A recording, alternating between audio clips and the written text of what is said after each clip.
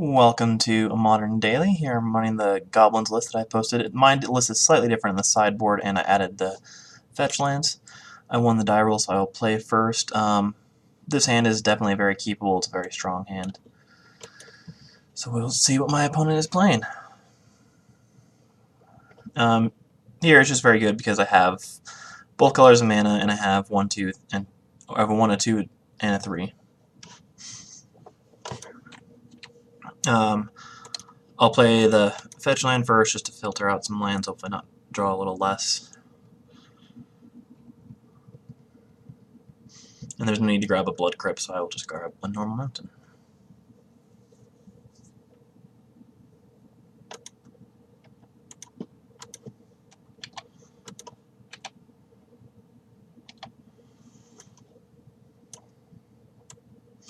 Alright, so my opponent revealed a Boros Charm.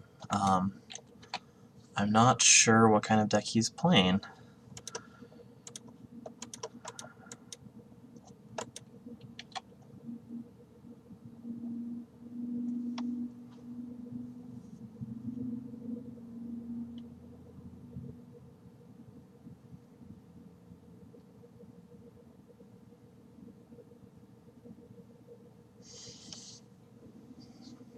So depending on what my opponent drops next turn, I'll decide between the Chieftain and the Ram Gang. The Chieftain is 1 more damage, so we'll see what happens.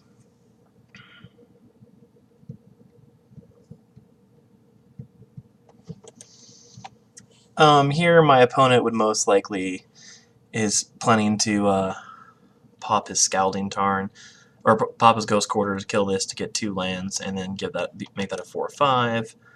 So I think I will just play a Ram Gang and attack with just that. As if he blocks, it'll kill a Sphinx regardless of whether mine dies or not.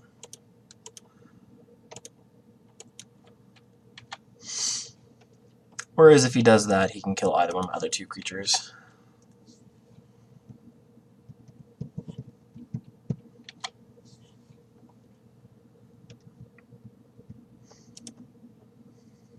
So whenever I have an opportunity to have my opponent's hand revealed, I always definitely try and keep it up just to make sure it stays there. I don't see any point in blocking.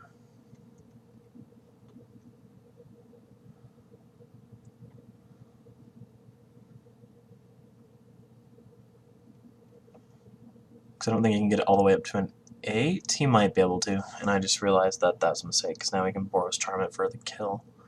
So I think I just forfeited this myself.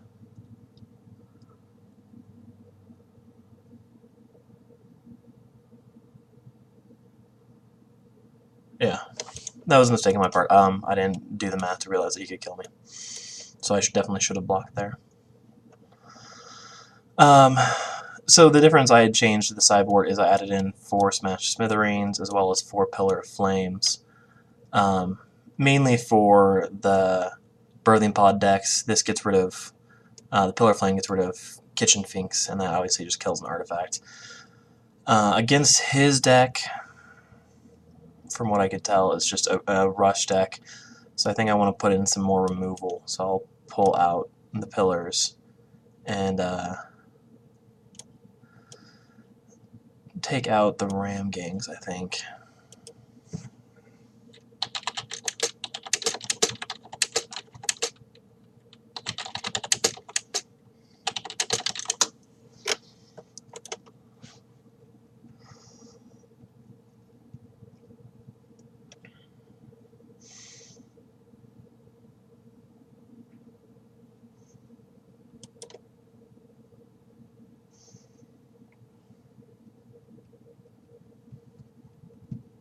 Alright, I'll just go ahead and pause while I wait for my opponent to finish that word.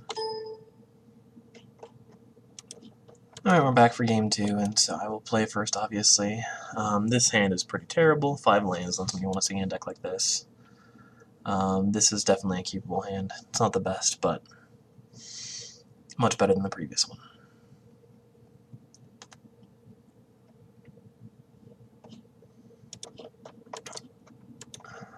Alright, I'll just obviously play out the guide first. I hope to draw. I have basically Spike Jester is the main one I'd want to draw. There's a few other ones that are okay, but Spike Jester would definitely be the best.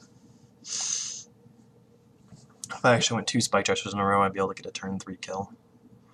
So we'll see what happens here.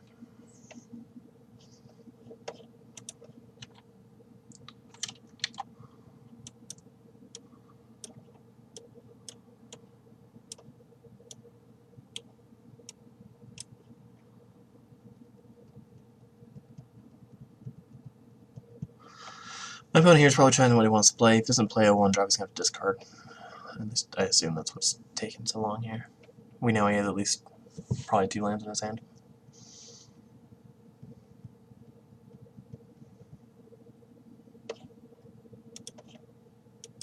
Alright, and there's that from him.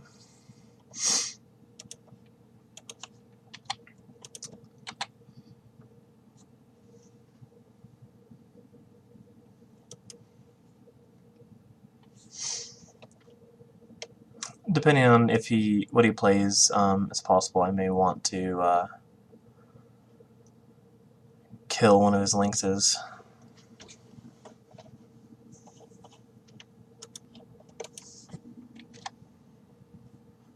So I'm kind of repeatedly pausing right now. My opponent's playing very slow at the moment.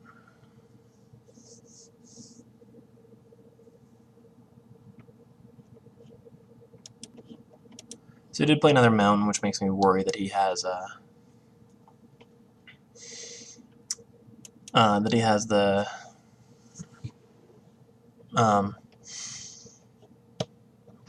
Boros Charm to try and go in for the fancy kill. His first target does stop me pretty well. I'll just play the War Marshal. At least now I have some blockers too.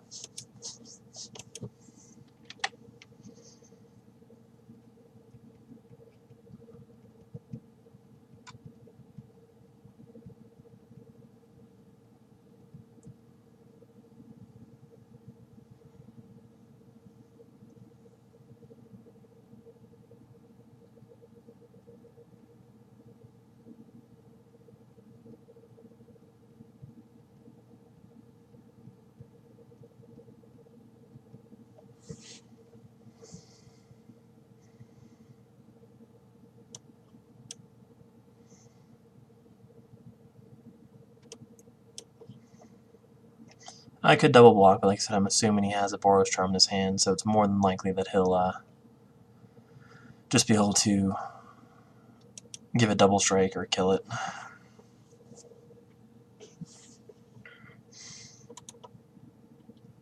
Here I do think I'm going to play one of my Goblin Grenades to try and kill Thalia.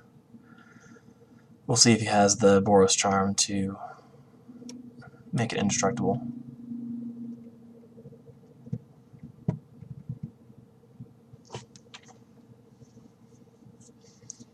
And then I will sacrifice the other one. I still can't afford to attack, as if he does have a Boros Charm, he can kill me next turn. We know he has a Ghost Quarter in hand, as well as the Arid Mesa and the Flagstones. It's an interesting choice there, because if he does have the Boros Charm, he could just kill me, which makes me wonder if he doesn't have it, as he would have burned my Goblin Guide to stop me from blocking.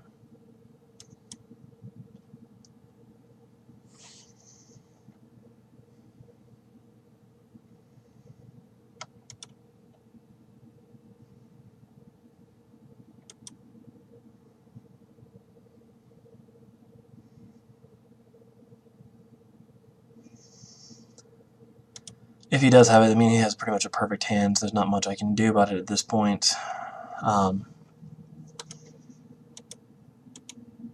He doesn't, so I can at least I can play the Goblin Bushwhacker and kill his Step Links next turn if necessary, or he has that.